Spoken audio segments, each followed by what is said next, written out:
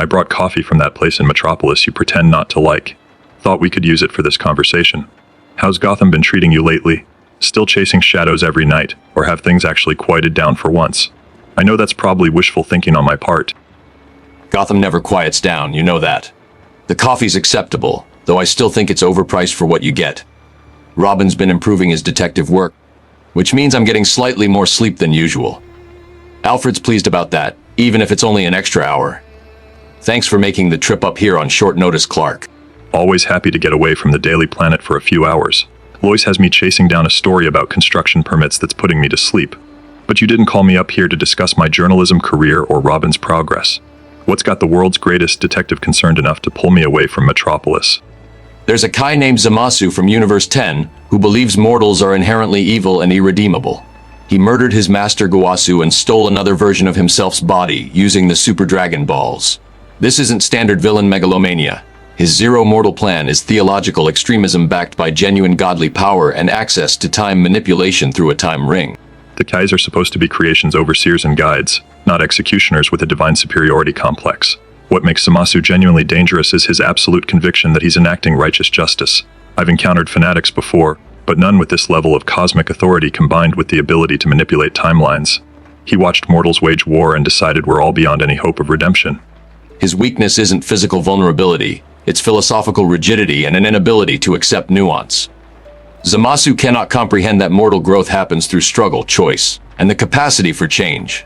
I've developed a psychological warfare protocol that exploits his pathological need for moral superiority. We engage him in conversation, force him to defend his absolutist position until the logical contradictions collapse his certainty and create hesitation.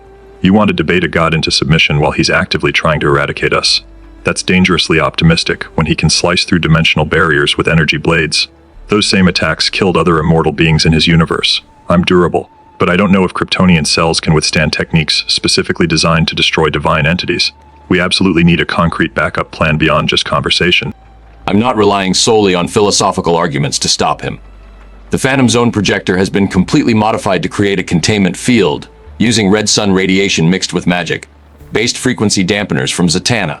Since Zamasu exists partially outside normal temporal flow because of his time ring, we trap him inside a pocket dimension, where his time manipulation becomes completely useless and his immortality works against him. Red sun energy weakens me significantly too, which means I'm operating at severely reduced capacity while facing someone who casually destroys planets. The magical component might be effective since gods are vulnerable to magic, but Zamasu has fought sorcerers in his universe before. His key manipulation techniques could potentially override or adapt to the specific frequencies you've calculated for the dampeners. What's your confidence level on this working? Let's get Robin's input. Zamasu's biggest exploitable weakness is his pattern behavior and compulsive need for validation. He always announces his divine judgment before attacking because he psychologically needs mortals to understand and acknowledge their inferiority before he destroys them. That's our operational window. Every recorded engagement shows 3 seconds of monologue minimum. He's so completely locked into his god complex that he literally cannot just strike without proclaiming why we deserve extermination. His ego is the one truly reliable constant we can manipulate. Robin's assessment is accurate based on every report I've reviewed about Zamasu's combat patterns. If we can strategically extend that monologue window through calculated responses that challenge his worldview, we buy critical time for the containment field to charge. I'll engage him physically and keep his attention focused on me while you trigger the projector from a concealed position. My natural durability gives us those crucial seconds, assuming I can withstand the initial assault without going down immediately. The projector needs exactly 40 seconds to reach full charge and activate the pocket dimension trap. You'll be fighting an immortal fusion warrior who has systematically eliminated entire civilizations across multiple timelines without hesitation. I've prepared contingency armor with lead, lined plating and embedded kryptonite neutralizers to keep you functional, but you're still directly exposed to energy blades that can kill gods. Alfred reviewed the plan and had serious concerns about the risk assessment and your survival probability. If I may respectfully interject, Master Bruce's plan operationally hinges on Master Superman enduring sustained divine assault for nearly a minute against a superior opponent. Zamasu's detailed combat records indicate he grows progressively more savage and ruthless when opponents show resistance instead of submitting. The psychological manipulation tactic seems theoretically sound, but the physical cost appears quite severe and potentially fatal.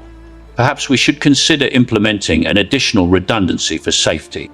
Alfred's concern is completely valid and I appreciate his perspective, but someone has to stand between Zamasu and Earth regardless. I've faced Darkseid, Doomsday and threats that would destroy this planet without hesitation.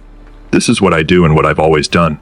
If your containment field works as designed, whatever sacrifice is required is absolutely worth it. If it doesn't work, we need a reliable extraction plan because I won't last long against sustained God Key attacks. Extraction involves a mother box I've programmed to automatically boom tube you to the Fortress of Solitude if your vital signs drop below critical threshold levels. Simultaneously, I'll deploy sonic cannons calibrated specifically to disrupt his energy form's cohesion. It won't actually hurt him or cause damage, but the disorientation might break his concentration on the assault long enough for emergency extraction. The cannons are positioned at 6 different angles to prevent him from adapting to a single direction. Sonic disruption could definitely work since his energy blade attacks require precise focus and concentration to manifest effectively. What's the plan after we achieve containment? A phantom zone prison won't hold someone like him forever, not with his abilities. Zamasu exists simultaneously across multiple timelines because of that time ring. Eventually, another version of him might figure out how to break through the dimensional barrier. We need a genuinely permanent solution, or this just delays the inevitable problem. Permanent containment requires either the Time Trapper's reality, bending technology, or direct cooperation from the Lords of Order. I've already reached out to Nabu through Dr. Fate. If we can prove Zamasu's actions threaten the fundamental cosmic balance between mortal and divine realms, they might intervene directly. Gods policing gods removes our jurisdictional problem entirely and provides enforcement we can't match. They have the power to make imprisonment actually stick across timelines. So we contain him temporarily, prove his multiversal threat level to cosmic authorities, and hope they handle permanent imprisonment in ways we can't. It's not the clean victory I prefer, but it's realistic given what we're facing and our limitations against divine beings. I trust your technology and your planning because you've never let me down. When Zamasu comes for Earth, we'll be ready for him.